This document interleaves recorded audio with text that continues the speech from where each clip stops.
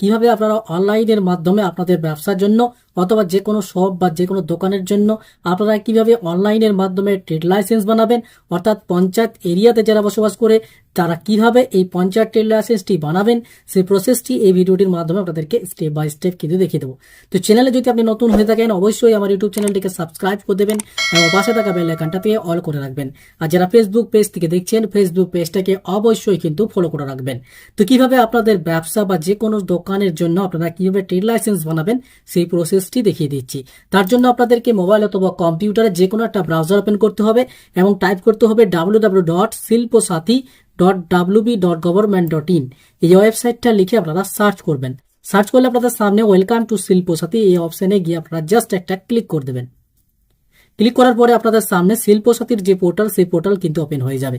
তো আপনাদেরকে ফার্স্ট এইখানে অ্যাপ্লাই অনলাইন এই অপশনে গিয়ে একটা ক্লিক করতে হবে। তো শিল্পসাথীর পোর্টালে